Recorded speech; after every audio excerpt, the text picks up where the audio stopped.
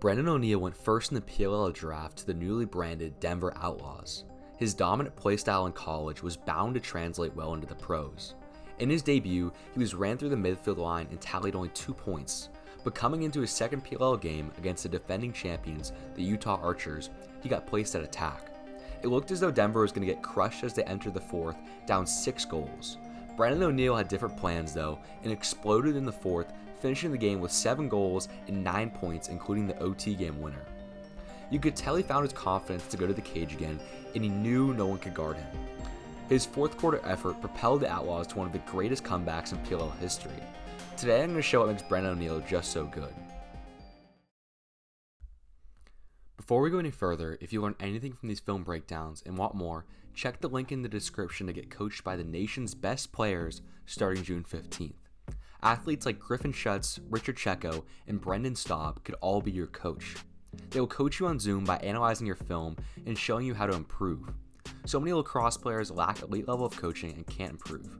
These stars can fill that gap and make you a D1 player. Again, check the link in the description to get coached by the nation's best starting June 15th. Let's get back to the video. Here's our first clip. O'Neill. Do the Outlaws unleash him? O'Neill again! O'Neill gets the ball in the high alley to start on this possession. The shot clock's already at 27 seconds as he receives this ball. He understands he has to attack early and that the Archers' defense is unsettled and that they won't have a slide. Watch how O'Neill shuffles to his left towards the pick. He's trying to move his defender as close to this pick so he can't get through. He's also moving slightly forward so his defender becomes level with the pick. Once he has his defender next to the pick, he simply just jabs to the left, slightly upfield. This allows him to create space with his feet while his man gets caught up in the pick, and he's now beyond the 2-point arc. While O'Neill could easily have continued up the field to free space, he shot here for a simple reason. There are 3 people in front of him, creating a massive screen for Dobson, making it nearly impossible for him to see this shot. A combination of the screen and O'Neill's windup makes this shot extremely hard to save. Here's our next clip. Terefenko. O'Neill calling for it. Low throw. O'Neill turbines away. O'Neill's parked on this high wing again. Notice how far out he is from the center of the field. This places him away from pressure and allows him to catch and shoot from 2-point range. This skip pass lands at his feet and O'Neill is able to block it, but now has to pick up the ground ball. While situations like this are extremely stressful, you have to understand one thing. The defender is nearly always coming in out of control. The defender wants to fly in and deliver a big hit or check. This gives you a golden opportunity to compose yourself and dodge away from pressure. O'Neill is able to pick up this ball and roll away from his out of control defender down the alley.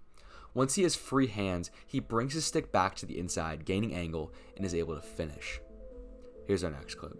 The inside. Weirman has taken over at the X. O'Neill offensively. O'Neill's activating from the low wing here. Instead of using adjustment shuffles to level his man with the pick, he immediately activates into a run. The advantage of this is that if you can get your man hung in the pick, you have a full steam ahead. On O'Neill's dodge, he gets his defender hung in the pick and he's in a full sprint.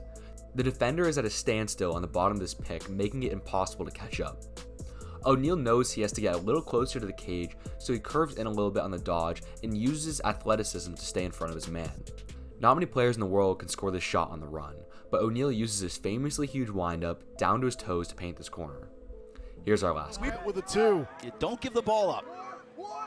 O'Neill shoots on the run! O'Neill starts in the middle of the field here and attacks downfield at the pick. The closer he can come off his teammate's shoulder, the less opportunity he gives his defender. He wants to force his defender to go under the pick, giving him free hands. As soon as he knows his defender went under, he wants to shoot as quickly as possible.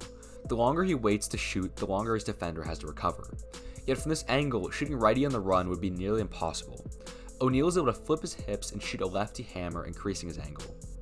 Brennan O'Neill has a bright future ahead of him, and teams are going to start designing defenses around him if this keeps up. There are not many players with a combination of athleticism and skill in the world. Thank you so much for watching, and check the link in the description if you want to get coached by the best college players in the country. Also, don't forget to like and subscribe.